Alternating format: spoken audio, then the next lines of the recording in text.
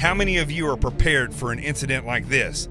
Get my new book, Sheep No More, The Art of Awareness and Attack Survival, and I will teach you to think like an attacker so you can truly defend yourself. Don't just react, act. Available for pre-order now on Amazon and Barnes & Noble. Sheep No More. Get it.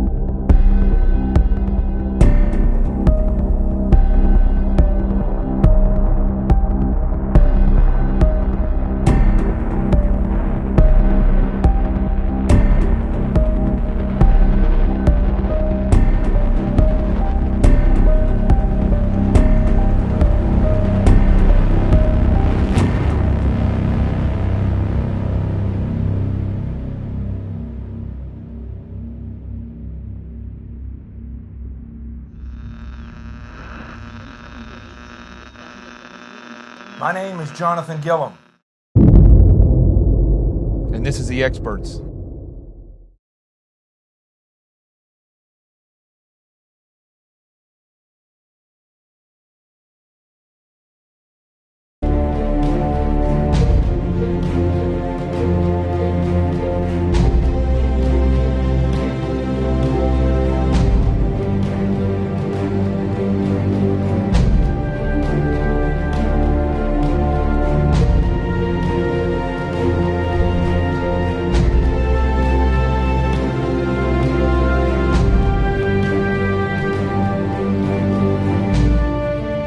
This is Jonathan Gillum, and this is The Experts on Facebook Live, Twitter, and hey, we're back on YouTube. Can you believe it? You can't keep me down. You can't keep me down. I gotta admit, I'm a little nervous. I've completely forgotten how to do all this stuff in the past 6 months. So, I'm back. I don't know if the internet's going to be a little spotty tonight. It might be. But listen, we're going to give it our best shot. So I'm glad to be here. And we're going to do this show tonight in honor of a couple of people. I'll try to hold it together while I say this. We'll talk about it in just a second. Our good buddy Rico and my good friend Dr. Wally Graham. But this is going to be a great show. And we're going to talk about all this nonsense that I used to talk about for 2 years. And now they're telling you all about it, folks. They're not even hiding it anymore. And then we're going to talk to my good buddy Ralph, Barry Morgenstein, the photographer, and coming up a little later, Craig, the Saw Man Sawyer, former Navy SEAL, and he's done everything like me. I mean, he's the only other guy. I think he's done more than I have. I think I worked at a grocery store when I was younger. I don't know. We'll ask him if he did that as well. But let's get started with the warning order. I think we're going to get started with the warning order. Bam!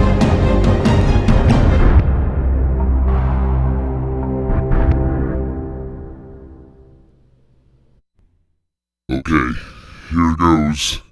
I'm gonna try to make this toast without getting all upset and all. Good Lord, I'm a mess. All right, here we go. So, I got to put these on. I tried to look tough at first without them, but I hope you like my cowboy hat. I don't want to go into detail who I was working for, but I spent the better part of the past 6 months with big country music tour, and it was after the shooting in Vegas. I was contacted by a good guy that's the tour manager for this tour, and he follows social media, and he follows me on when I'm on Hannity and stuff, and so he reached out to me and asked me if I'd come on board and take a look at how they do things, and I said absolutely, and I took Rico down to Arkansas, and when he was still here, and at that point in time, right around the same time, well, we went down for a couple of shows, and then in May, what happened was I got blocked on YouTube, and because I criticized David Hogg, and I'm still shocked at the number of shows that I go on, and they are afraid to talk about David Hogg. Now, I'm here to tell all the social media Fruit Loops out there that run these tech companies, you know, one thing that you should be very worried about is not knowing the truth. And I try to talk about this stuff all the time. I don't talk about kids. I don't go out and support women being injured. I'm not a homophobe. I've preached this day in and day out on this show. I don't care how somebody lives. Just allow me to live how I want to live. I won't encroach on your life. You don't encroach on mine. And I say that's the way we determine true freedom in this country. Live the way you want to live. But we got to have laws. We got to have rules. We got to have regulations. And we need to live by those and the Constitution. Now, I'm going to talk more about all this stuff in just a little bit, but I just wanted to get to the point of why I came back today and why I was gone for so long. So around May, my good buddy Rico, who was always with us during this show, got this nice picture of Rico. You guys remember him, I guess. Every show he was with me. I always used to sign off saying that I'm here. My good buddy Rico's down there. So I went and got this RV. I told everybody about that RV, and I planned on traveling with this country music tour. I knew that by the time I got to Arkansas, I knew Rico was not going to be around much longer. And I went down to speak and sign some books at the NRA convention in Dallas. We were down in Dallas, and I'm going to tell this story in its entirety, so I hope you're dog lovers and you will see what I'm talking about here. I went down there, and the last day I was in Dallas, this was May 7th, I woke up in the morning, and Rico could not breathe very well. And again, I knew that this was coming. I knew that Rico was getting old, and Rico he died just a fraction before a month before his 18th birthday. And I knew that he was getting to the end. So I took him to the vet that morning, amazing vet down there in Dallas. And my mom lives 6 hours away from Dallas, so I wasn't anywhere close. And we were in the brand new RV. It's a Class B RV, a small Sprinter van. It's got a bed, shower, bathroom, kitchen, everything in it. It's just compact. And we stopped by the vet's office, and unfortunately, Rico, one of his heart valves had let loose. The doctor did what he could. I tried to make it home. I got about 15 minutes down the road, and Rico started failing. I took him back, and I had the opportunity to look into my buddy's eyes as he passed over, and it was an amazing experience because the look in his face at that point in time was amazing. I mean, it made that hard thing to do. He would have passed within 15 minutes or an hour, the doctor said anyway. So it made the difficult choice that I had to make easier. And the look on his face was amazing. He looked like a puppy for a split second right before he passed. And I told the vet, who was an older gentleman, about in his 70s, had been practicing for 50 years. I told him, I said, and he's a good Christian. I said, sir, doc, you just can't believe the look that just came over his face. He goes, well, I can guarantee you one thing. He was looking at something that was much more than you. And it was amazing. So I had 6 hours to drive at that point. So Rico and I took our last road trip. We finished it together. Wrapped him up, had him down there in the floorboard where I could pet him all the way home. And I got about an hour away from my mom's house in Arkansas where Jesse's buried, and I just couldn't drive anymore. I was about to fall asleep at the wheel. So I stopped, went to Walmart, and Walmart's always a good place to go, and passed out. I put him on the bed, wrapped him up. He was good and wrapped and everything. I put him on the bed, cranked the air conditioner, and I passed out. I thought I was just going to go to sleep for a couple hours, keep driving. I woke up 9 hours later. So now Rico's been gone for 9, 10, 11, 12, 13, 14 hours at this point. By the time I get to my mom's, my stepdad and I, Jim, we dug his grave. I mean, it must be a millimeter next to where Jesse is buried.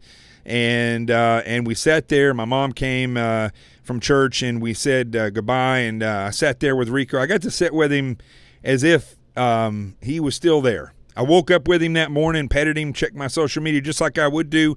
And by the time I got him in the ground, it was about 22 hours. I do recommend that people bury their animals, and I do recommend that they spend time with them. You don't have to rush them into the ground. Even if you do cremate them, you don't have to rush into it. Spend time with them. Say goodbye to them the right way. And it was nice that I got to do that. And it's very amazing, and I love the fact that he's buried next to Jesse. Now, here's one thing I also want to leave you with about Rico. Over the 6 months that I was gone, I would go back to my mom's and visit his grave and Jesse. And it was amazing because I was able to go and see plants that were growing in his gravesite and in Jesse's gravesite. And that was just amazing to me, to be able to see the life that was coming up from where his grave was just amazing. His little body's still down there working. It's becoming one with the earth, and his soul's with God, and it was amazing.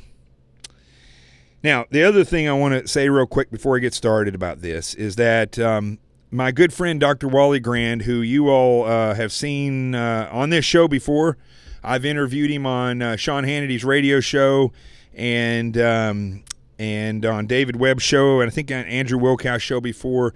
I spent years and years learning from this incredible man.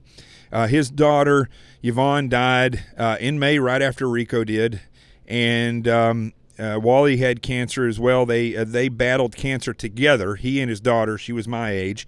Wally was in his late 70s. And for those of you who don't know who Wally Grand is, he was the only neurosurgeon in the region when Navy SEAL Tommy Norris, who was a Medal of Honor recipient, was wounded gravely wounded in his head and his left arm. Mike Thornton rescued him and another Vietnamese Navy SEAL. He was shot multiple times, blown up by a grenade, swam him down, swam out in the ocean for 2 hours because the water was so cold and it was sterile because it's salt water. It kept Tommy alive and kept his brain swelling down and clean, actually. They flew him to the Philippines, where Dr. Grand was the only neurosurgeon in the region, and Dr. Grand operated on Tommy Norris and saved his life. And that was over 30 years ago, the day before my birthday. In 1972, I think it was. I may be wrong about that. I'll find out in just a second.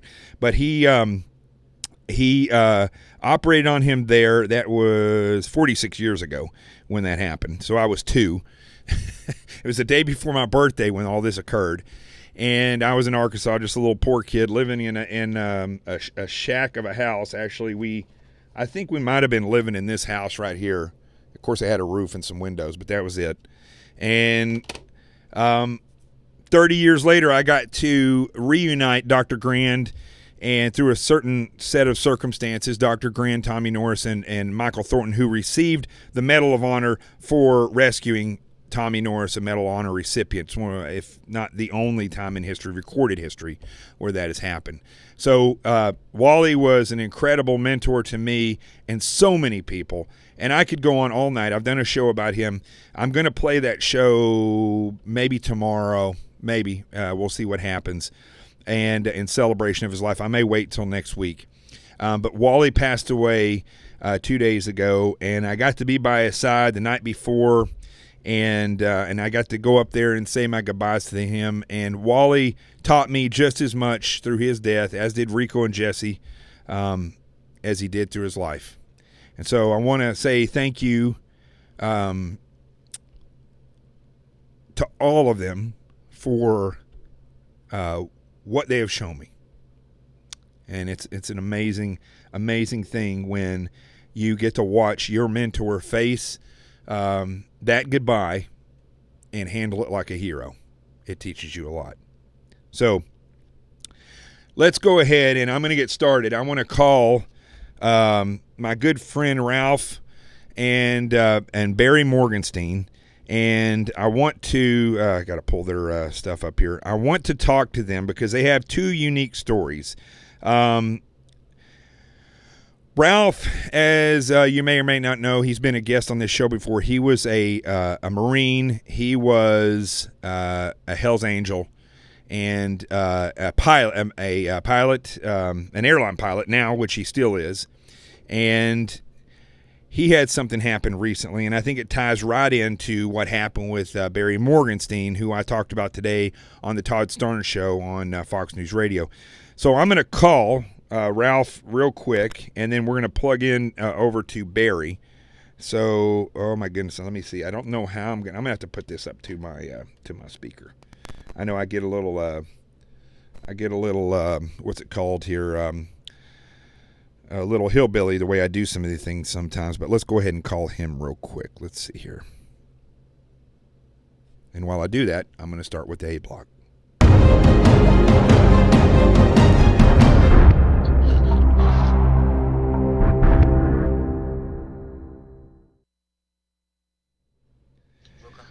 All right, we got Ralph here. Ralph, say hello to everybody. Hello, everybody.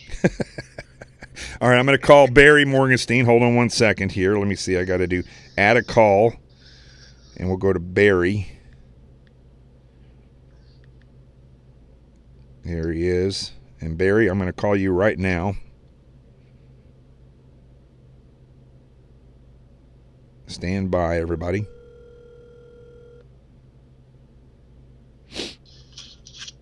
You there, Barry? Are you guys there? Right now. Are you both there? Oh, there you go. Barry, are you there? Yep, I'm here. Can you hear me? Yeah, I got you. Okay, fellas. So I want to tell everybody about what happened. Barry, I'm going to start with Ralph, and I want to talk about what occurred in your school. We don't have to name where that was if you don't want to. I don't want to start any stuff, but let's talk about the reality. You know, I wrote in the headline for this show today that the Kavanaugh hearing, that which I'm going to talk about some more here in a little bit, the way the Democrats are acting, the actors like Jim Carrey who's talking about democratic socialism. You have the activists and so many people that, in this case, teachers at a school, are calling themselves democratic socialists, and that term was coined by communists in the 1940s. So I want to, Ralph, I want to start with you, and I want you to tell everybody about what happened with your son. Okay. Well, first of all, in California, we go to private school because you have to have some sort of buffer or filter from the public school system, right? So the school's a great school, and they got good teachers, and they say the Pledge of Allegiance, and there's a whole different dynamic when you're paying for school. But the teacher called up and says, "Hey, your son had an inappropriate statement at school, or something inappropriate he said. We need to call you in, come talk about it." So, obviously we think the worst, like, oh no, what's going on? So we get there and we sit down for this conference, and the teacher goes, "Well, your son was in Spanish class, and they were talking about Mexico and the borders and stuff, and your son says that something about that, yeah, we need to stop all those people from coming in." And then, they queried him about it, and it got to where the kids in the cages, one of the kids brought up in class, he goes, that's part of it, they need to be locked up. And so that turned into a storm with the teacher and the students, and everyone was offended by it. But the point is that they never had the debate on what he's really talking about, because you're talking about a 10-year-old kid that gets bits and pieces of conversation and stuff, and has a belief that, hey, we shouldn't be a lawless society, and it's important to protect the borders and all that stuff. That's the gist of what he was saying. But so he's 10 years old. He's 10 years old and facing this. Okay. Now, right, so, you go to the school, and what happened when you got there? Well, she described the situation, and I'm like, okay, I understand. Everyone has a different opinion, and we come from a military family. All my friends are military guys, and the whole thing. She goes, well, we explained to him that not everyone's bad. I says, that's not what we're saying. We're saying we need to protect our borders. We need to protect the law, the Constitution. There's a whole different thing. She goes, well, I'm Jewish, and I'm not a bad person. My son said, yeah, you're not a bad person. And he goes, that. So she tried to take him a whole different path on this thing, and we're like, wait a minute. Bottom line is, we're come from the military that defends the Constitution, defends the right of free speech and different opinions, and the whole thing. That's not the point here. The point is, we have the laws that are in place, and we need to enforce them, and this is out of control, and this is getting way out of whack. And, right. Law enforcement that's being targeted because they're law enforcement, and this whole thing is just getting so out of whack. I said, you guys are touching these kids, and this needs to stop. And she goes, well, the bottom line, she goes, you need to stop watching Fox News with your kid around. And that's when I really go, what? Wow. That's what I'm saying. So the point is these teachers that touch our kids on so many hours of every day, or are pushing their agenda and not having a debate and not having a discussion. Like, yeah, you're right. Kids shouldn't be locked up in cages, but President Trump didn't start that. That started in the Obama administration. Like, they're not filling in the blanks. They're not sharing all the facts. There's a lot more. There's a lot more to these stories about about who's bringing some of these children over. There are drug dealers that are bringing them over. Some of these children are being trafficked, and so. The separation of these children is important in certain circumstances. I don't necessarily think that the children need to be locked in a cage, but I don't think when they say cages, surely people aren't trying to imagine that these children are being locked in like a dog cage, right? It's a room. But I do believe that the children should be taken care of, and typically they do have individuals that do that. But at the same time, you don't know if that's their parents. It's not like here where they show up with a birth certificate and a driver's license. It's people that have no documents whatsoever showing up. But I want to get to Barry real quick. So hold on a second, Ralph, because this ties right into this, and I'm going to show everybody how this ties into. So Barry Morgenstein, as you all may know, is a spectacular photographer, and he took the pictures for my book, Sheep No More: The Art of Awareness and Attack Survival. Well, I don't know why I got to pick the book up. I got it right here. Hold on, let's see. I got there it is. Boom. Barry took those pictures, made me look mean, made me look good. Thank you, Barry. And he's done so many different people from Fox News, and not just Fox News, but actors in general and people. He's photographed presidents. He's photographed prime ministers. And so, Barry, the other day I go on Facebook, and I see that somebody has tagged me in something that I don't know. And I read it, and as it turns out, it is where these people are declaring war upon you because you stated what on Facebook?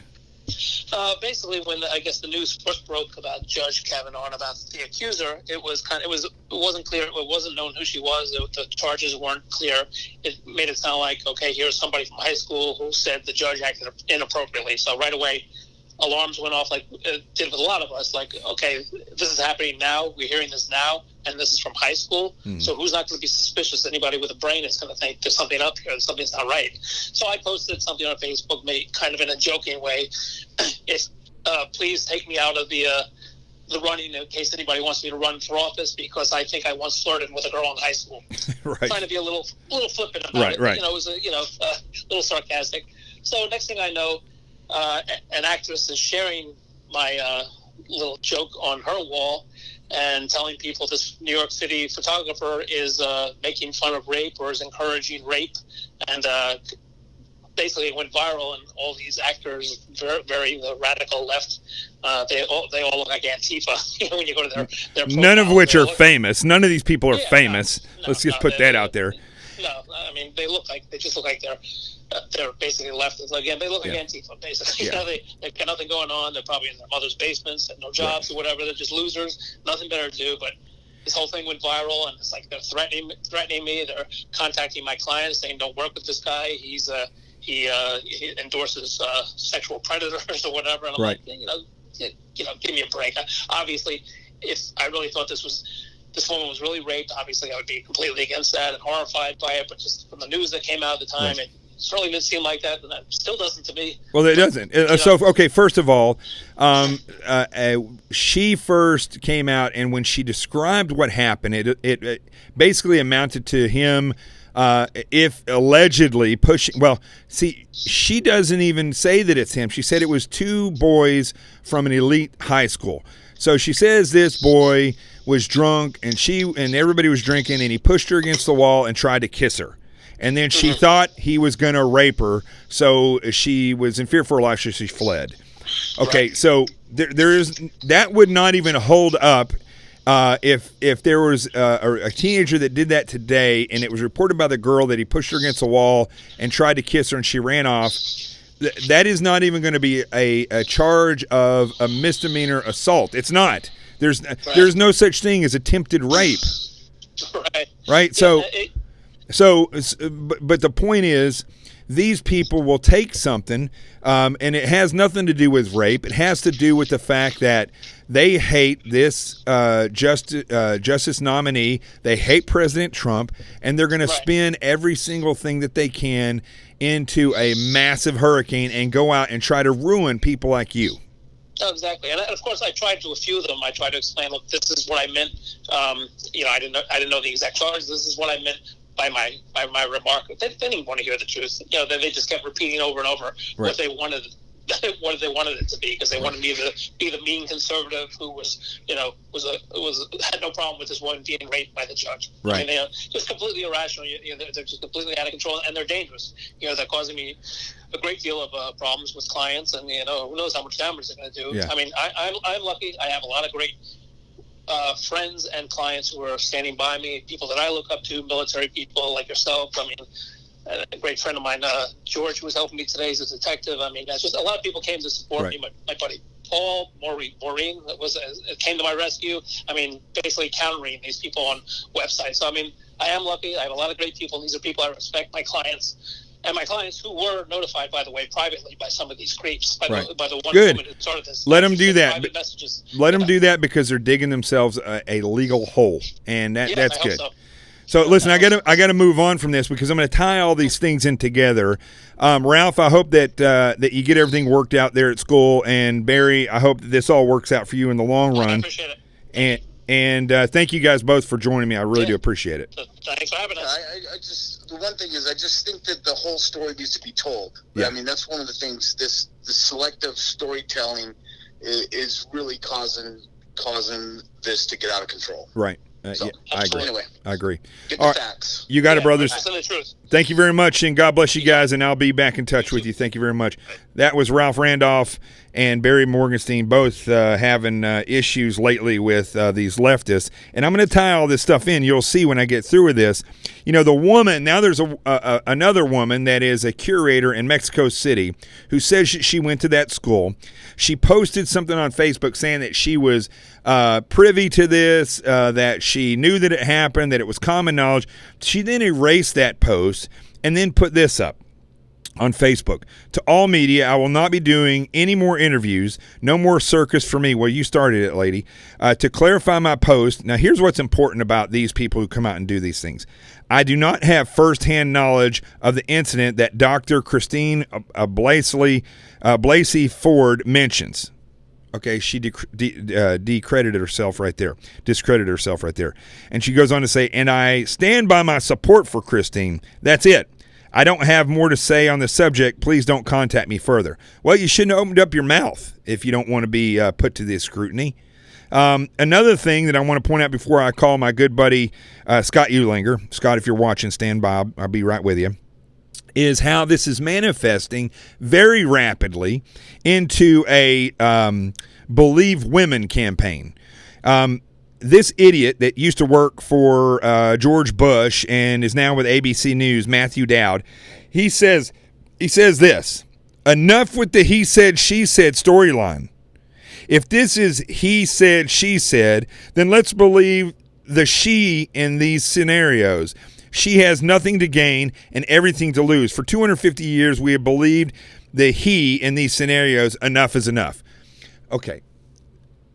This moron, Matthew Dowd, worked in Washington, D.C., in the White House. That should scare you to death, okay, under George Bush. So that should really scare you and show you how much of a liar all these people are up in D.C., Bush is included. McCain's definitely included. This guy is saying that we should ignore law and that all men should be guilty until proven innocent if they are accused by a woman. There's another weirdo that's from the Democrat Party that is an Ivy League weirdo. I don't particularly like Ivy League schools. Simon Hedlund. He used to work for the Clintons. And he says, and I quote, accusers go public not because of any supposed benefits, but despite the immense costs. When somebody is credibly accused of sexual misconduct, the default should be to believe the accuser. Well, see, that's not the way it works in this country. We have a thing called innocent until proven guilty. We have a thing, and thank you for joining, Nicole, and you should know about all this stuff. We do not go out and take an accusation. I don't know exactly what a credible accusation is. An accusation is only credible, not from the person, I believe. I have mistrust of anyone when it comes to their word. In this type of scenario, there has to be proof. And we're not seeing any of this proof at this point. So it boggles my mind that people will fall for this. It doesn't boggle my mind that these people do this. But I'm going to call Scott Eulinger right now, former CIA station chief, Navy officer, ran for Congress, and I want to discuss this with him as well as what we've seen happening since I was last on here about getting rid of the security clearances for people that are not in official service anymore. So stand by and let's bring Scott up here real quick. Hey, John. Scott Eulinger, you're live on The Experts. Oh, okay, that's fine. I thought we were going to Skype. I was going to Skype with you, but the show is rolling so fast that I'm just going to go ahead and do it this way, if that's all right. No problem. So here's what I want to ask you about, Scott. Sure. So first off, these these accusations against Kavanaugh that are coming out from this woman. She says another woman came out and said, oh yeah, she knew about this. And then she says in another post that she has no firsthand knowledge about it. Both of these women are left. The attorney for the accuser, Dr. Ford, is a far left attorney that it belongs to a company that is owned by a nonprofit that's ran by George Soros. Right. Exactly. The woman that's accusing, her brother used to be an attorney for Fusion GPS that created the fake dossier on that started the entire Russian investigation. Right. Couple of things I want to ask you about. Since we last talked, the deep state goes on and continues to expose themselves over and over and over, worse and worse all the time. Exactly. What do you think about? Before I get to what I wrote you, we'll talk about the security clearances. What do you think, from an investigative standpoint, when you look at how this is occurring in the Supreme Court hearings, how it's being spun in media, and how it's filtering down to where these people are attacking somebody like Barry Morgenstein, who puts a post up in support of Kavanaugh? Does that not look like something that you could have ran in a foreign country, that type of operation, counterintelligence operation? Oh, there's no question about it. I mean, what we're seeing in the press is, I mean, it's literally like something out of the Soviet Union. You know, not only do I speak Russian, I worked overseas in the former Soviet Union for 12 years, but I'm a big historian of Soviet history and and basically the Iron Curtain being built and how Russians always use subversive tools, or communists everywhere, to undermine, Republican or Democratic governments, etc. So, I mean, this stuff is just coming right out of, the history books I've got on my shelf. It's positively disgraceful that what's being done. And as somebody who I can speak from another point of view, as somebody who recently ran for office, some people may recall I ran for Congress for the Republican primary in my district. This stuff is really blood-curdling, because the idea that somebody who's dedicated their entire life to service and has gone through at least 4 FBI investigations, such as Kavanaugh, the fact that they can, basically almost cut out of whole cloth some kind of fiction or half-baked stuff when somebody was 17 years old. Mm-hmm. What this is going to do is it discourages every decent person from even contemplating the idea of running for public office, that they're going to do this to you, John, or to me, should we pursue public office. And that is absolutely frightening, because what that does is that leaves the business of politics to the sociopaths who have left us in the sad state that we are presently in. Yes. So that brings me to what I wrote you about, which is Brennan getting his security clearance revoked by President Trump. My question to you, I'm confused in this, is that how can these people who are political appointees who never pay a price like we do, going through academies and training and proving that we're worthy of these security clearances and we're read into these programs, how is it, first of all, that these people are allowed to ever get these security clearances? And secondly, I mean, don't you think, knowing what you know about intelligence operatives, that it's dangerous to allow people to continue to have these clearances after they leave official duty? Right. There's no question about that. And I'm actually glad that you decided to bring this up. It's not exactly old news. It happened a couple of weeks ago, but actually I remembered I had basically written at least 3/4 of an article that now I was working on. I'm gonna issue it now, because Brennan has just shown his reptilian head yet again in the press, encouraging FBI officials to subvert the orders of the president to declassify documents. So he's ripe for a discussion. And so when it comes to, this is what I think this is what has happened with these security clearances. Maybe it was originally a good idea in something like the 1970s, when government bureaucracy wasn't as large, and maybe the director of the CIA, maybe of NSA, was accorded basically they were allowed to keep their clearance because they might be consulted in the future. However, like everything in government, it was abused and extended way beyond its original mandate. Mm-hmm. So I'm sure that when the NSA or when the DIA they said, oh, well, we want that privilege too. I'm probably, the U.S. Postal Service has the same thing at this point. But, probably it's like a bunch of little kids. Everyone wants to have the same status because clearances confer a social status, a pecking order. These people, slowly it was granted to every senior official and every government alphabet agency you can name, and it was probably made deeper, deputy assistant director and deputy director, et cetera, to basically, keep all these people happy. And this is the kind of practice that, believe it or not, I mean, I don't know about you, John, but it's not well known in the CIA until recently that this was even kind of a standard practice, because these are the people of the swamp. They don't necessarily want the rank and file to know that they retain these privileges. Right. Now, the listeners may understand that when you retire from the government, like I did, you maintain your security clearance for a year, because the idea is most people go to work as a contractor for the government, so that way they don't have to reinvestigate you. Now, that makes sense to me. That's fine. But that's different. That is different for us, because I can guarantee you, brother, if you and I, when I left the Bureau, and I had several years where my clearance was still, what do they call it? Was still viable. I didn't have to go through a complete security review again. So I would have to get a job, or if I got a job, I'd still have to submit an SR 87, SF 87. Exactly. SF 87, and I would still have to go through a check to get the job. It's not like I just walk in the door.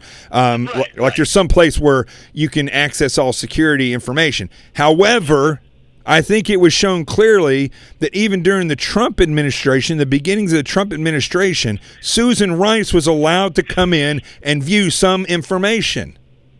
Right, exactly. And see, this is the problem. This is how it was abused, because as people became more politicized, this privilege seems to have been extended, and then as it became more politicized, these people are using it for personal gain. Mm-hmm.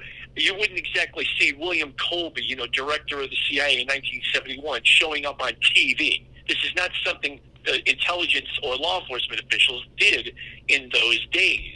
However, now this kind of thing is prevalent, and these people want to have their cake and eat it too. They want to have the top secret clearance that they can brag about at cocktail parties. Right. But they also want to appear on TV as a very biased partisan commentator, but they still want to have that kind of, technical access. Now, I think a lot of times these, and again, I'm not exactly sure because I'm not one of these perfumed princes, mm-hmm. but these people, they might not, it's not like they can just go into an FBI facility, a field office, and access all this information. That's not true. However, the important thing about the clearance is, think about this, John.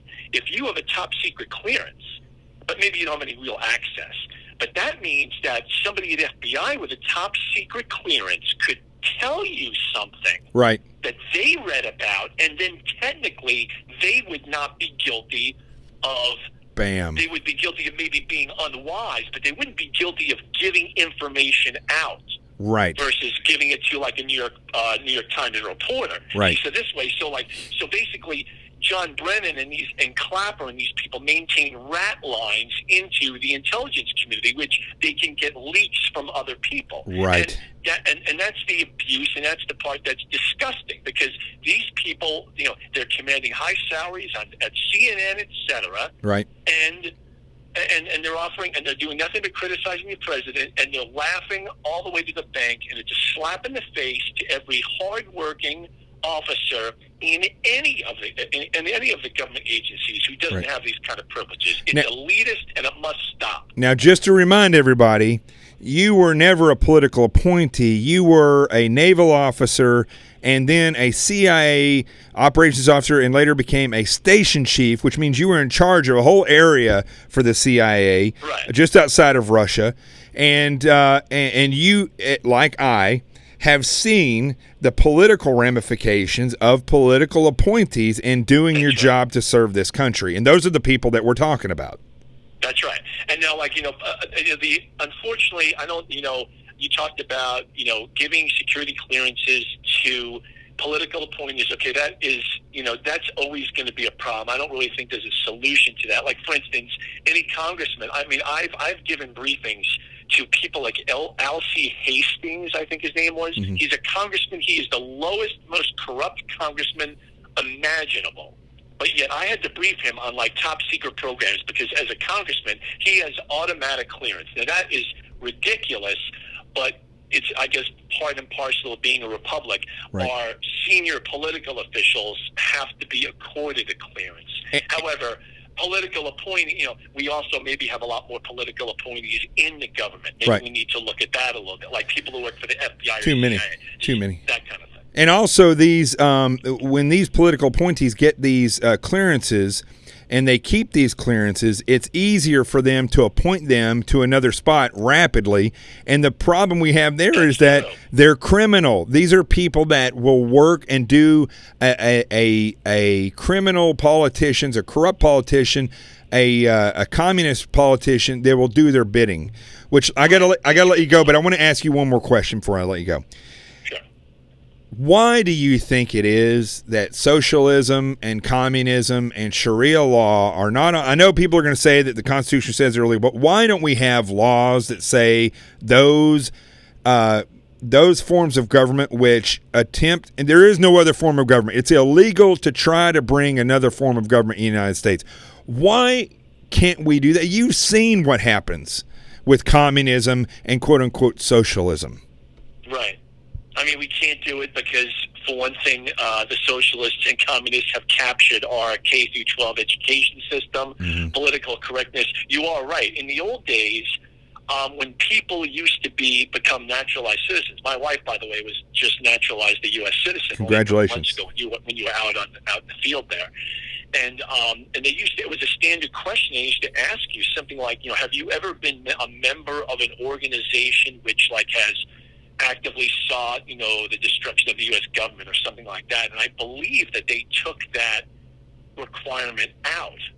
And so, and it's because of the political correctness and stuff, because you could certainly offer a very good argument that Sharia law is absolutely in contravention to the Constitution. Right. But God forbid we should ever come out and say something in this PC world. Well, so unfortunately, of course, I'm saying I agree with you, but I just don't see how we're ever going to fix that problem. We have so many other problems we've got to deal with. But the way that they're pushing socialism forward, it's going at a rapid pace. I've been doing this show for 2 years, and in the 2 years I've been doing this show, it has we now see that the news is being tightened around social media, the tech companies, media, activists, politicians, and it's slowly being tightened on the American Constitution. I know we've known each other that long. I know you've been talking and warning about it for 2 years, and I know you've seen exactly what I've seen, and you've seen 5 or 6 years of growth in 2 years. Yes. That's what we've seen. We've seen, now, right, we have Cortez in that woman running, that insane woman running for Congress, embracing the idea of democratic socialism. Actually, today we just had on Operation Veritas, what's his name?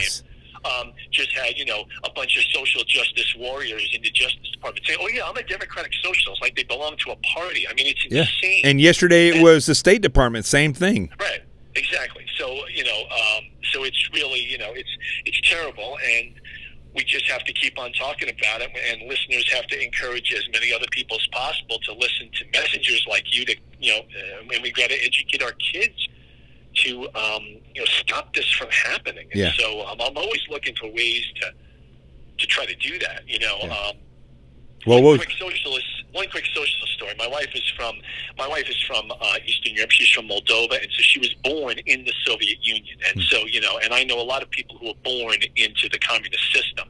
And my wife, who had my stepdaughter had health problems when she was a very young child. The socialist doctors told my wife, who was at the time a 19 or 20-year-old mother with a sick 1-year-old female child, a female socialist doctor told my wife, oh, well, don't worry. If she dies, you can always have another kid. That's what socialist medicine is all about. Wow. So my wife has walked the walk. She's seen what this is like. Yeah. People in America have no idea what they're embracing when they embrace these kinds of ideals. Yeah. Hey, listen, tell her God bless her and thank you for coming to this country and being such a great citizen and marrying a great man. We appreciate it, and we know that that your offspring is going to be great Americans as well. So thank you, brother. That's right. Okay, well, thanks a lot, John. Welcome back, and then I'll look forward to talking to you next week or something. You got it, my friend. All right, take care. Okay, take care, buddy. Bye. That was Scott Eulinger. Scott was a naval officer and CIA station chief, and it says that I just got from my good buddy Eric, breaking news, Senator Chuck Grassley sets Friday deadline for Kavanaugh accuser. So if she doesn't come forward by Friday, he's going to get confirmed. All right, let's go to the... Should have been the B block, but we're going to go to the B block now, and I'm going to call up my good buddy, the Sawman, Craig Sawman Sawyer, and we're going to talk to him. So let's go ahead and go to the B block.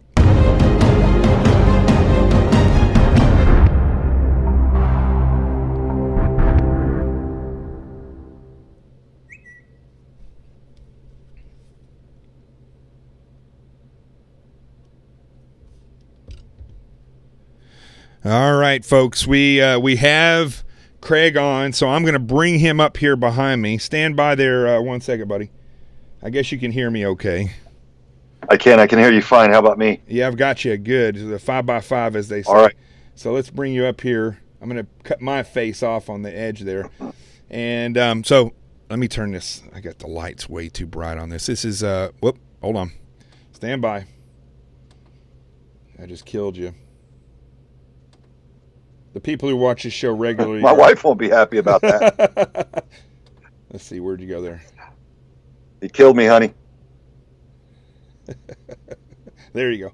All right. So let me turn the light down here so people can actually see you. And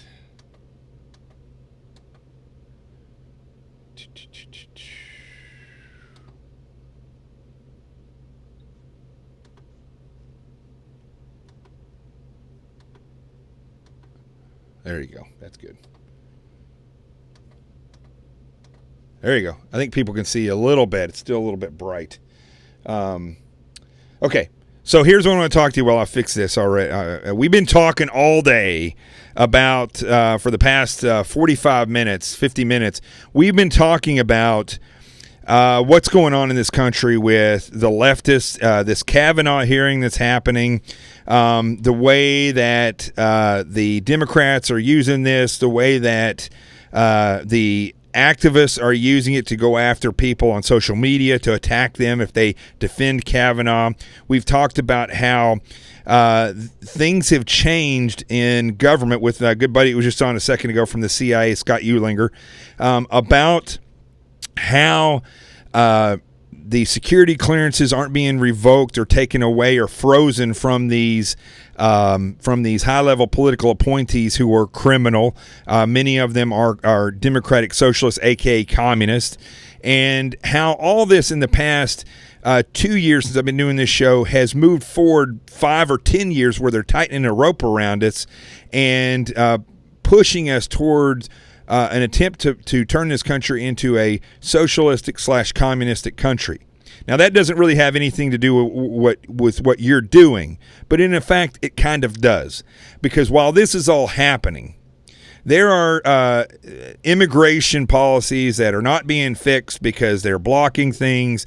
There are policies, there are investigations that could be happening that aren't happening because people are more concerned about politics than they are fixing these things. And you've been working closely with human trafficking, particularly children. And I think that people would be really surprised. They hear about this stuff, but they're hearing more about something that Kavanaugh is being accused of when he was a teenager of trying to kiss a girl and how she was in fear for her life because he tried to kiss her against the wall. And they talk more about that. Media covers that more. And yet, at the same time, these horrific events are happening with children. And the reason why I thought it was a good mix to bring you on is because people are missing reality here. They're on social media accusing Barry Morgenstein of supporting a rapist when there was no rape that occurred with Kavanaugh, yet you don't hear any of these people on social media talking about the reality of children being kidnapped and trafficked and killed. So I want to give you a chance to tell about what you've been doing and the program that you're with. Yeah, John. Well, being the head of a nonprofit organization, our organization is apolitical. So I will not speak on the politics, but as a father, I can speak to that and walk through the realities of what's happened. Sure. With my family. So I founded Veterans for Child Rescue, and I founded it with senior members of federal law enforcement, the intelligence community, and the counterterrorist community, which are people that I've worked with over the years. Good, strong patriots, good, decent American citizens, a lot of Christian families, and just really, really strong believers in freedom and liberty, that had a soft heart for the kids and that want to help. So a lot of people know me from my tactical background or different things, and they know me in that official capacity, but not many people know me on the media as a father. And that's what I'm here to talk about tonight and share a little bit different side of myself to paint the picture of the realities of how these things affect us all. Right. So in March of 2017, our daughter had just turned 18. She was abducted at knife point down by the U of A in Tucson, Arizona, and sexually assaulted for 5 hours. So I was woken up in the middle of the night with my wife crying and telling me, "Oh my God, baby, it's Aspen. She's been raped," and I could hear my daughter screaming through the phone. She was hysterical. Was this a student, or was this somebody? Any red-blooded man? Was this somebody that was from the school, or was this some random person? No, this was a guy, I think in his late 30s, lifelong violent criminal and sexual assault, serial repeat offender. So, and his name is Johnny Angel Salazar. So he's been in and out of all of our criminal detainment centers his whole life. Right. In fact, he should not have been on the streets when he took my daughter and assaulted her. He had a warrant out for his arrest for months prior to that. He should not have been on the streets, but yet he still was. And why was he still on the street? What was I don't get with some of these law enforcement agencies being held back. I know you don't want to get into politics, but why aren't there more people going out and focusing on things like this? I was told that they don't go and serve warrants like that in Tucson, that they're undermanned and overworked, and that's not one of the types of warrants that they go and actually physically serve. So if they find him, they pull him over, they'll stop him, then they'll take him, but they're not going to go knock his door and affect that warrant. So see, you okay, so I didn't introduce you correctly. You know, you being a former Navy SEAL, you were a federal air marshal, you've worked with the agency as well, correct? Yeah, I did high threat mobile security. Okay, so I mean, you've done all these different things. I said you've probably done more than me, except I worked at a grocery store when I was in high school. I don't know if you did that or not. No, I did a little construction, machine shop, stuff like that. All right, so Southern Texas boy. So this bothers me because they will go out and do traffic stops, and traffic is important. Laws should be enforced. But they're telling us, so you have an entire police force in these different cities in Arizona. You can't pull a couple of people off traffic one day a week and go serve warrants. This is what I'm talking about. The priorities are off. Yeah. Now, what are you guys doing? Well, go ahead. Okay. Well, I was just going to say, a month later, we officially founded Veterans for Child Rescue, and that's a passion project that my daughter is a part of, and she's actually participated with us on one of our joint federal and local law enforcement sting operations, and she was instrumental in capturing a couple of these child predators, and she watched them be handcuffed. A SWAT team ran right past her with guns up, and took these guys down. And when they cuffed them up, my daughter stood right in front of them and watched them morph from predator into prisoner. And she took a little satisfaction in that, and seeing that the system can work for her, and she can actually work for the system and be a part of her own healing and empowerment. So she said, Papa, that was more healing for me than anything could have been, is just watching these monsters morph. Yeah, that's great. From someone that's good therapy. That's good therapy. That's frogman therapy right there. It is. It's real stuff, and she gets it. She sees these guys going away in a concrete box, and they're not going to hurt any kids for a very, very long time. So, they, just so that you know, John, the average is what they're telling us is 70 kids each that child rapists harm. So the pedophiles, sometimes they'll destroy the lives of hundreds of children, and then others get caught very early on. And so they said the average is about 70 children each that they harm. So they're just repeat offenders. They don't tend to change their feelings or their behavior. So that's one of the things it's an ugly problem because it shatters the. Yeah, go ahead, buddy. That's one of the things that I talk about in my book, Sheep No More, The Art of Awareness and Attack Survival. People have to realize that whether it's a terrorist or a white-collar criminal or a sexual predator, these people build target packages on who they want to go after. Now, it may not be like what we build in the teams where we have it all written out. We have intel all over the place. But these people do their homework. They do their surveillance. They study, and they have a certain fixation on a certain person or a certain sex or a certain age. And they will work a target until they get to a point where they think they can get away with it, and then they strike. And people can forward think those things if they know how to look for them. And I think that's something that's not taught in schools. It should be taught in schools. It should be taught in colleges, where people are taught to think their way through the day and identify what type of an attacker might be attracted to them. Yeah, man. I teach a course called Hard Target Training, and it's exactly that. It's all of the things before the shooting and before the fighting, and how we protect people at the highest level of threat internationally in the war zones and other locations, on how to not get in a shootout in the first place, how to not end up in the ambush, and how to use the intelligence and the understanding, situational awareness, threat recognition to avoid being all the way in the harm before you recognize it. And that's the key. And I teach that. People have loved that course. And that's something that we're teaching children now through an allied organization called Sold No More. A good Christian family.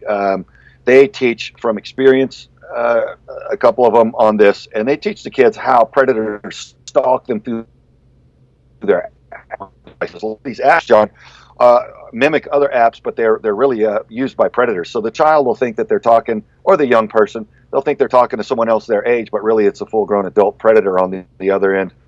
Wow.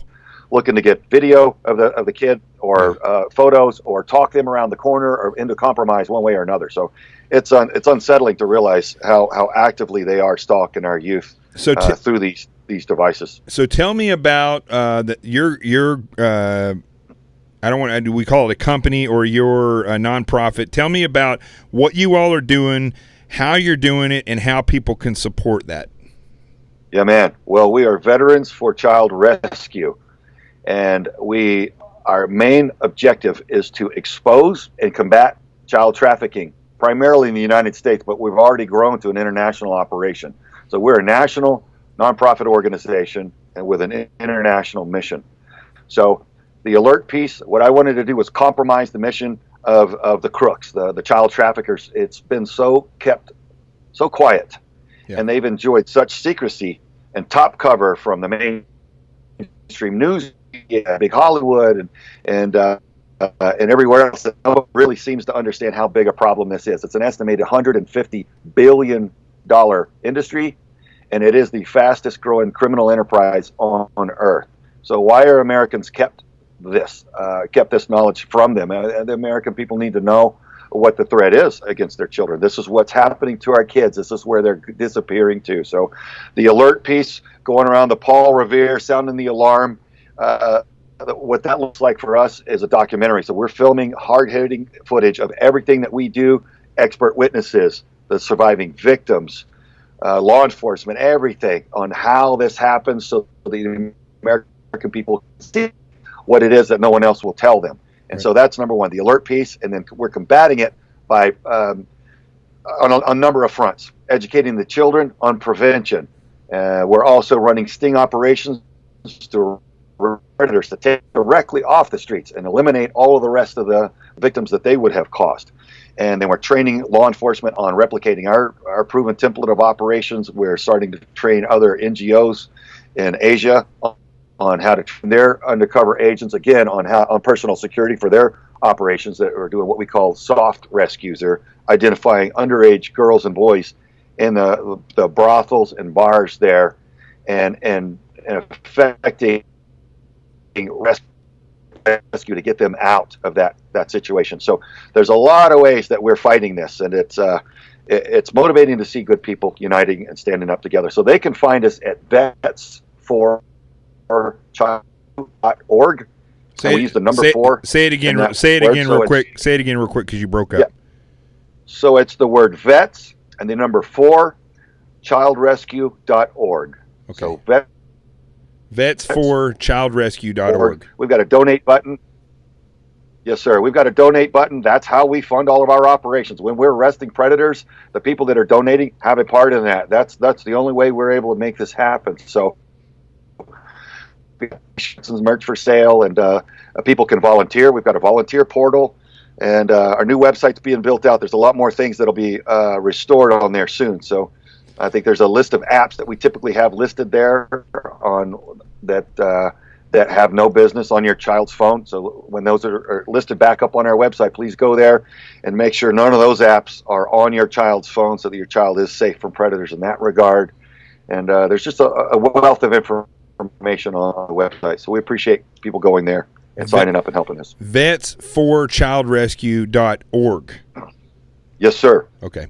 Yeah, man. All right. I'm going to be talking to you later on this week or next week about potentially getting some of my books donated to you. I'm going to talk to some people who have donated money to this show before.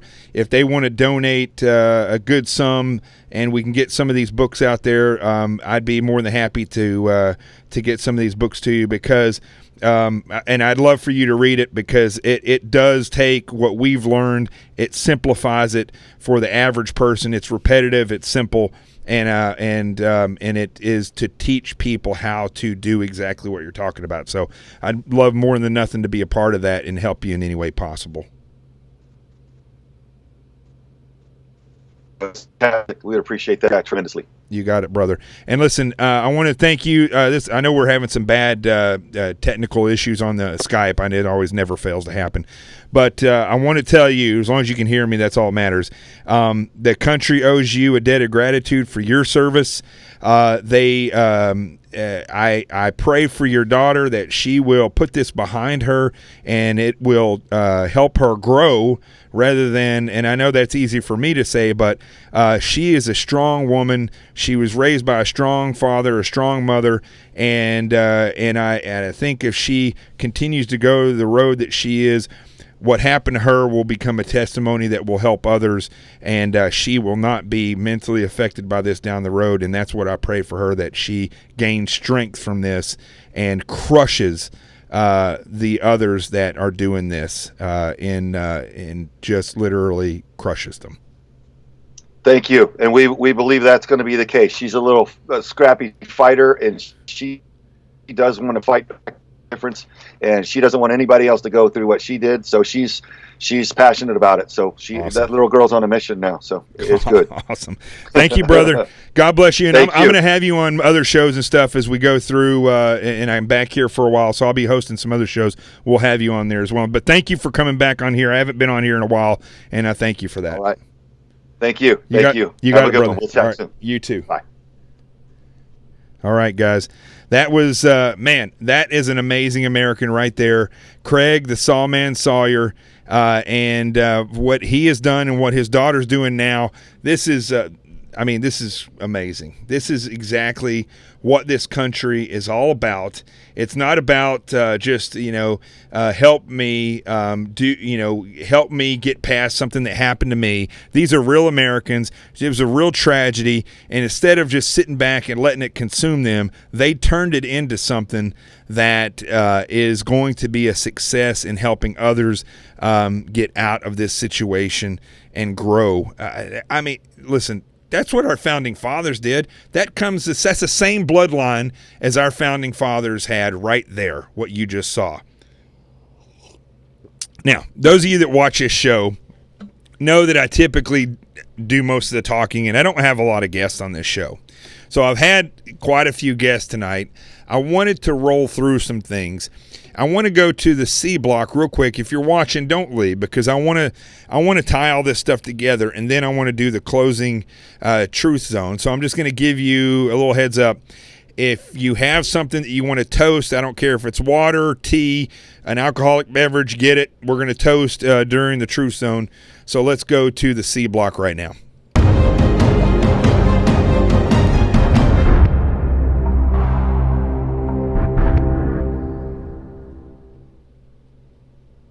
I got to fix the lighting on this. All right. So here's the deal, folks. I know Craig didn't want to get into politics, and I understand that because he runs his nonprofit and he can't go down that road. However, what he said about law enforcement there and how they can't, look into this situation or that situation, to me, this all plays back directly to what's happening in the Kavanaugh hearing, what we see every day with President Trump, and how he is suffering at the hands of the crooked media.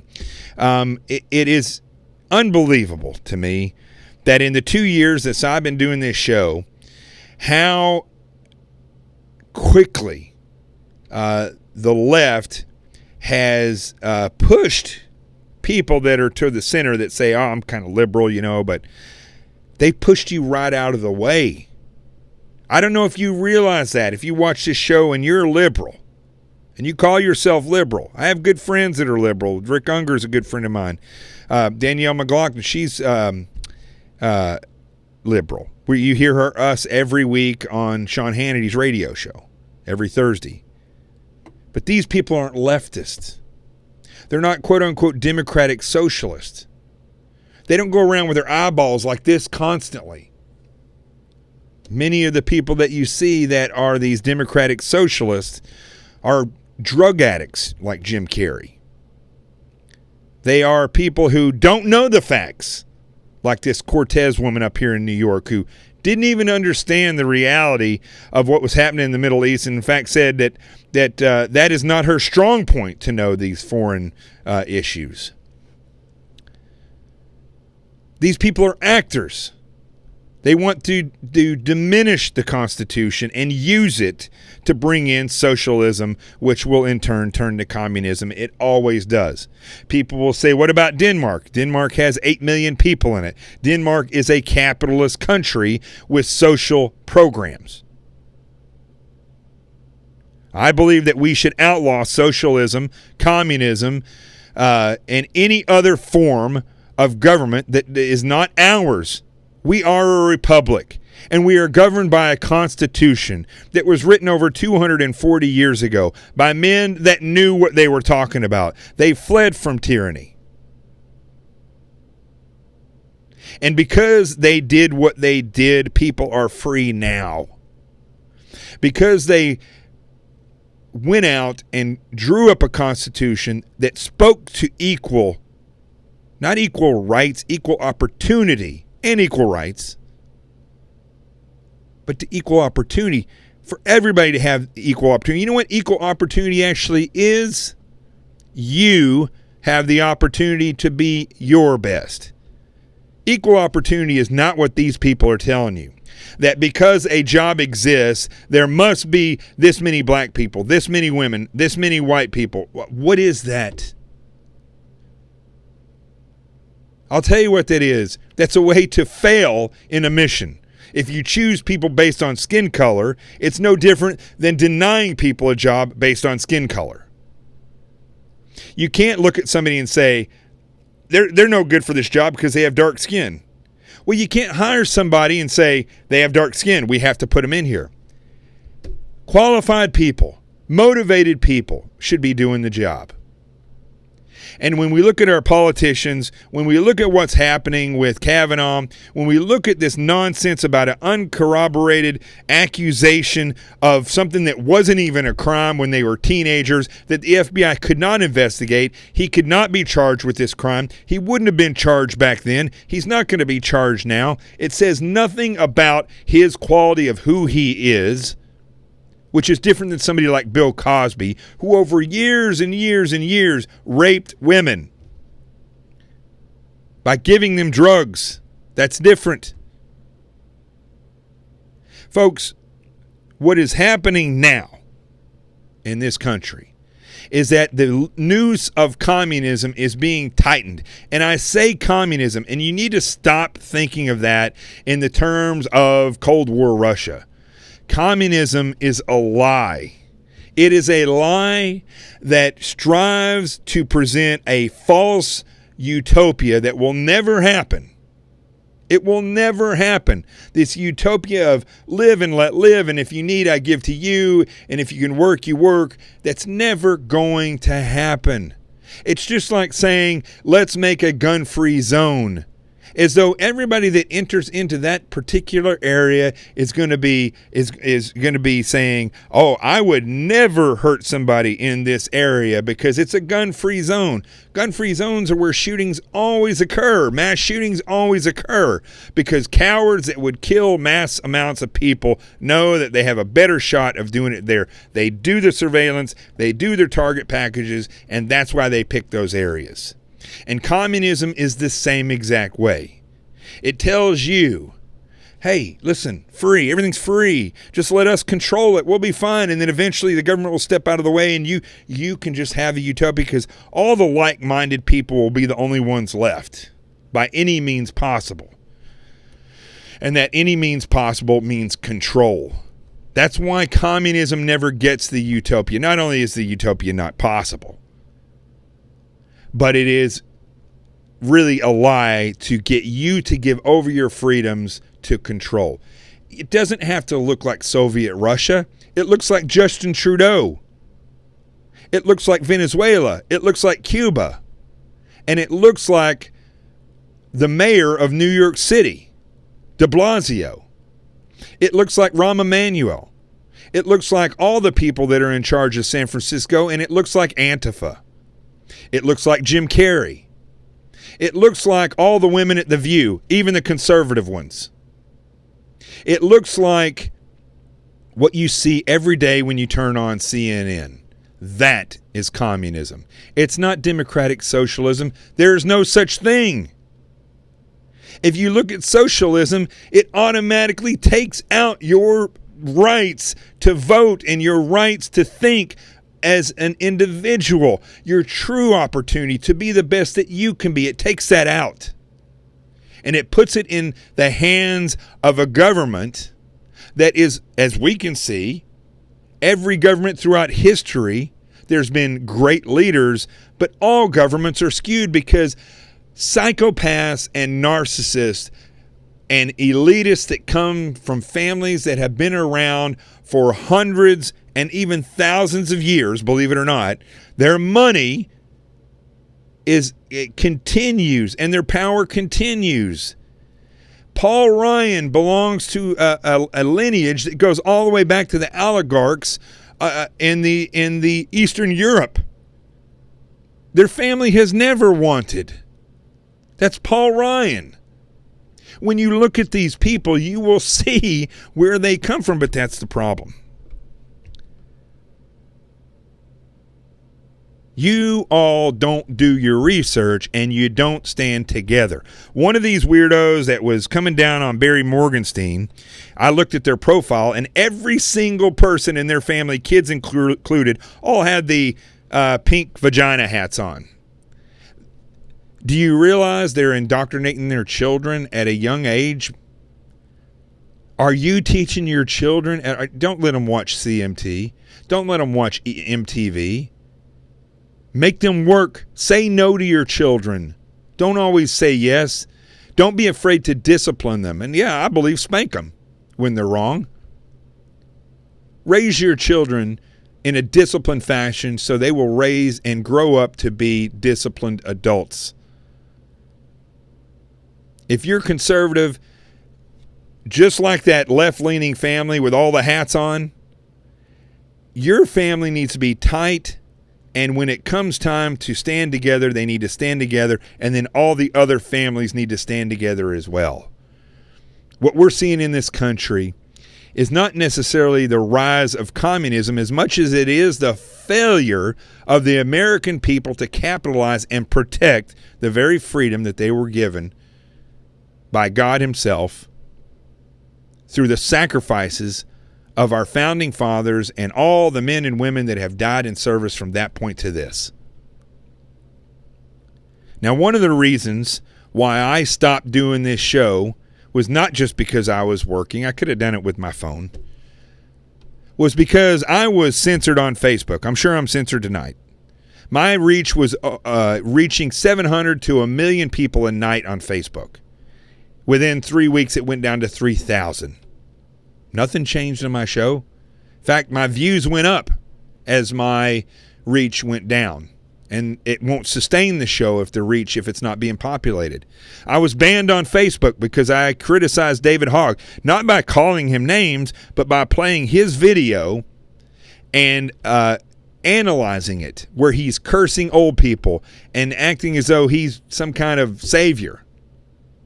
Foul-mouthed little bully is what this kid is. And I was banned on YouTube. I was censored on Twitter, and then strangely enough, while all this is happening, my book was in the top 100 and at least the top 1,000 on Amazon's bestseller list. It was number 1 in 3 categories, and at the same time all this stuff is happening, my book crashed down to 20,000, all within the same 3-week period. Why is that? It's because these people communicate. These people are left-leaning, and they run in the same circles. This isn't a make-believe. It isn't a joke. If you're on Twitter, and I've been watching some of this stuff, I'm not going to get pulled into these trolls that are saying all this nonsensical stuff. You have no proof that anyone was raped any more than the woman who doesn't even know who actually tried to kiss her that night. You have no proof of that. I see people saying stuff about Melania Trump said she was raped by Donald Trump. You don't know Melania Trump. You don't know where that information. I'd have never even heard that before. You sit and you watch CNN and you take it for gospel. I used to work at CNN. They're a bunch of leftists, and they will bitch you out when you say something that's true. They don't care. If it doesn't fit their narrative, they don't care. Stop watching that. If you're liberal, just turn that stuff off. I find the Drudge Report actually to be quite useful because it shows you the headlines of everything. And you can go through there and kind of pick out what reality is.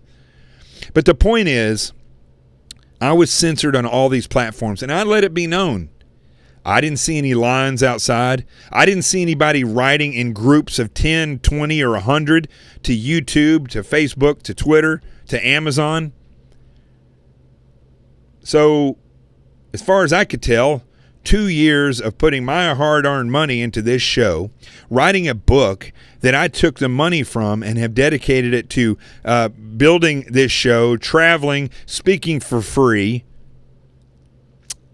I really don't know if it was worth it. So I stepped away from it. Not because I'm afraid of communists or weirdos like Antifa or David Hogg, but because I don't think that the conservatives and the constitutionalists in this country that like to hem and haw all day, that like to bitch and complain, will do anything about it. You like to support me when I open my mouth because it's, you can use that as fodder, or you say, yeah, I agree with that. But when I get censored, I don't get anybody's support. I didn't see people calling Sean Hannity every day on the radio where I host from time to time.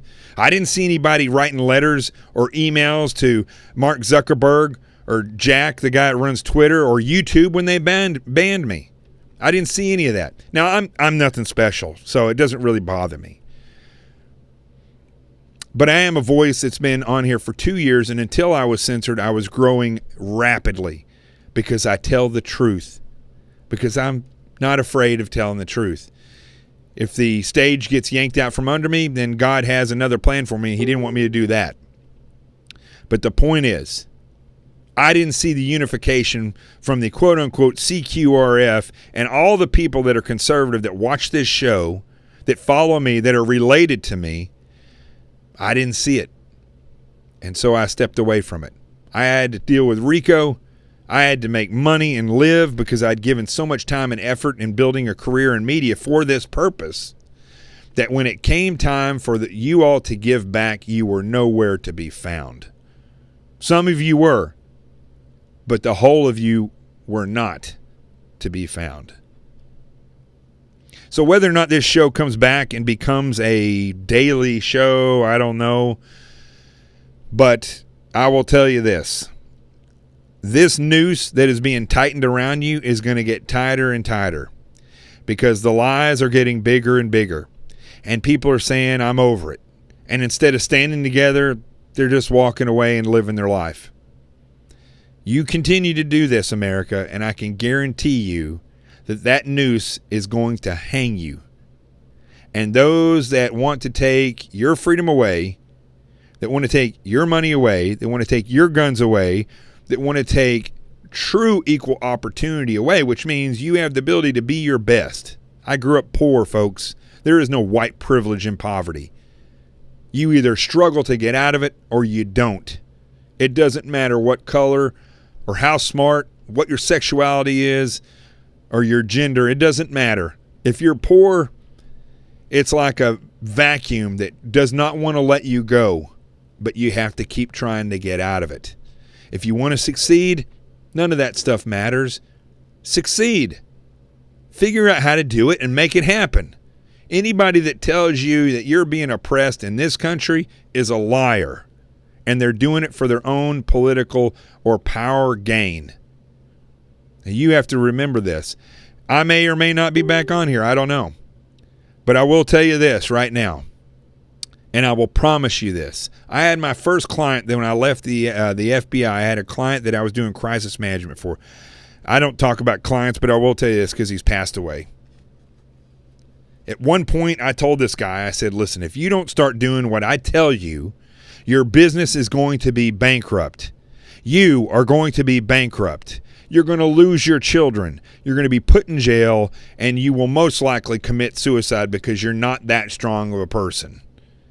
He didn't listen. 9 months later, his company was bankrupt. He was bankrupt. He was losing his children in a divorce. He had spent time in jail for not listening to what the judge had told him, and he killed himself. That's what you're doing to yourself. And I will make a promise.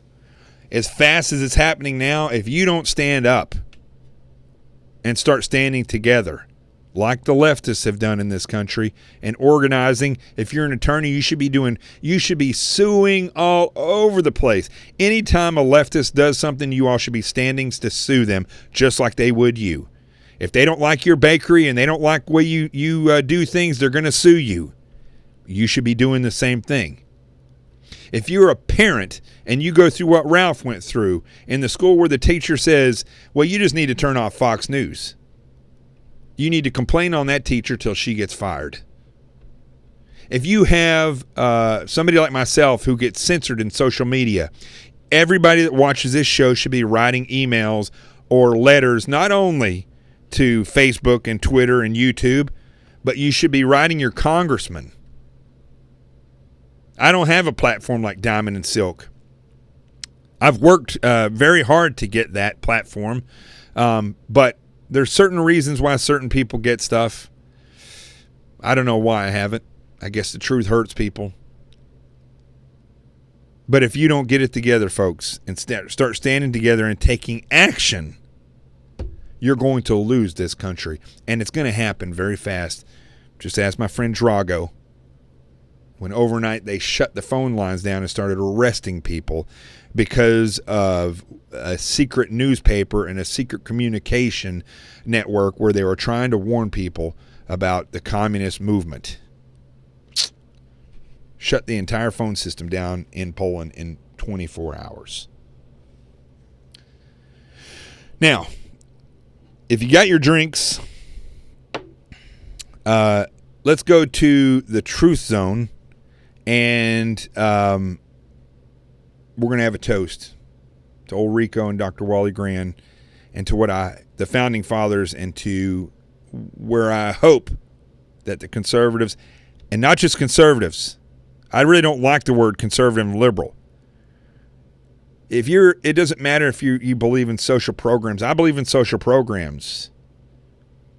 I believe all veterans should have taxpayer-paid health care. It's not free. Taxpayers pay for it. It's only 1% of us pay for it. I think veterans should be used unbelievably by the United States government, and the retirement should continue, not stop and then start again with a different agency. I think it should continue through federal service. I could go on and on about this stuff. I think children should always be taken care of. And I think if you're poor and you're on hard times, the government should help out. But you should be drug tested, and there should be a limited amount of time. Otherwise, you start working for the government, cleaning sidewalks and whatever else they need you to do. Those are social programs, but they come at a cost with a deadline. But if you term yourself liberal, you better start looking at the Constitution, understanding the importance of the First Amendment, the Second Amendment. First Amendment wouldn't exist if the Second Amendment wasn't around. And all the other amendments. You better understand why that was amended and why those weren't put into the Declaration itself. Excuse me, not Declaration, but the Constitution. You need to look at and read the history of this. There was a big argument of whether or not to put a separate Bill of Rights or have these things in the Constitution where they wouldn't be amendments. They'd be literally a part of the Constitution. There's reasons why they didn't do that. And you need to know that. It's not a living, breathing document, as many liberals like to think. It is a finite piece of paper that has granted us freedoms that we must ensure continue. If there are people being oppressed, then we have to right that oppression. But we do not change those rights and those freedoms. You better get on board. Let's go to the Truth Zone.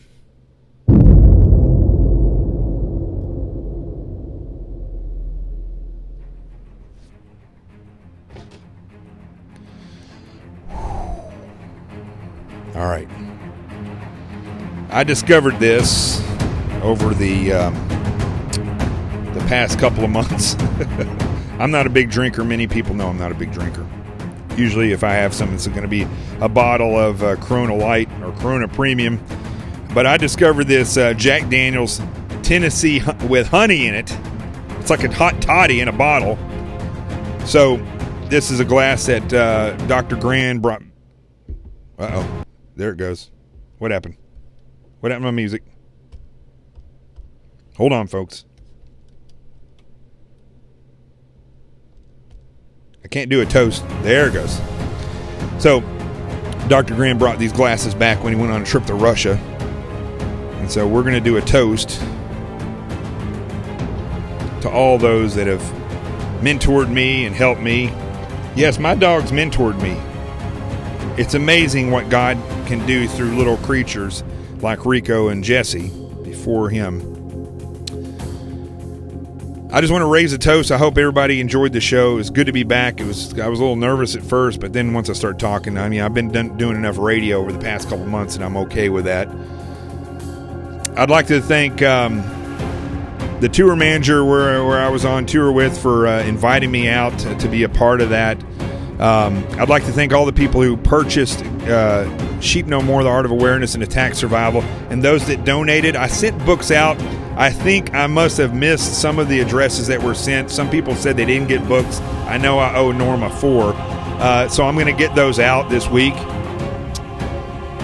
I'd like to thank all the new friends that are in my life and all the new people that are in my life. I love all of you. But here's what I want us to think about as we raise this toast, folks. We are lucky to have been born here.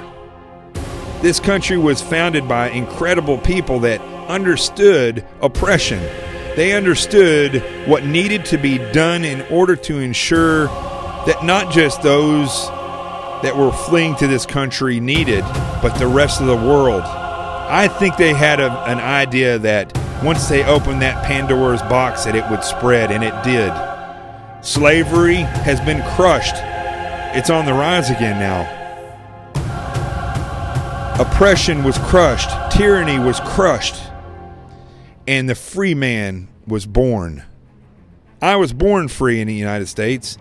And I became a better man because of my mom, because of my father, because of my stepdad, Jim, because of people like John Crouch, who was my drill instructor in officer candidate school, my BUDS instructors when I was going through SEAL training, Tom Hartzell, who was my leading petty officer in my platoon, Sal Valdez, a mentor in the SEAL teams, Jim Grindstaff, another mentor. I became a man because of people like them, and because of a man named Wally Grand, Dr. Wally Grand, neurosurgeon. I didn't know him for that long, close to 10 years, but he taught me so much. Now, Rico and Jesse, I had Jesse for 14 years, Rico for 18 years. It's hard saying goodbye, but when God calls, I don't care who you are or where you're at, when he calls you, it's going to be your time, and there's nothing you can do about it. Folks, let's not let this country go down. God's not calling it. He's calling us out to do what's right. I'm Jonathan Gillum. This is The Experts. And remember, wherever you see my face, wherever you hear my voice, the truth has arrived. To you, Dr. Grand, to you, Rico and Jesse, to all the mentors I've had in life, to the CQRF, to my mom, and to all those that have helped me out in radio and television so I could learn how to do this stuff. God bless you, and may this country survive what's happening right now. And thank you, Lord, for your son, Jesus, for coming into this world and paying the price for us so that we could have eternal life with you. Thank you. Cheers.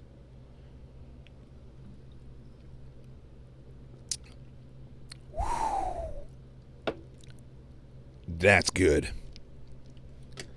I'll see you next time, eventually, on The Experts. I'm Jonathan Gillum. Rico and Jesse are up there.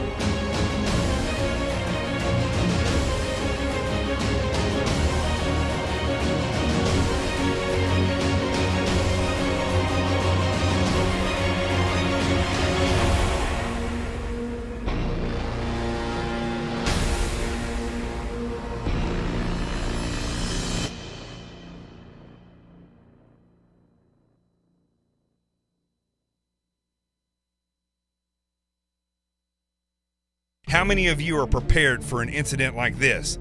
Get my new book, Sheep No More, The Art of Awareness and Attack Survival, and I will teach you to think like an attacker so you can truly defend yourself.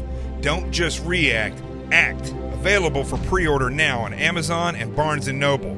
Sheep No More. Get it.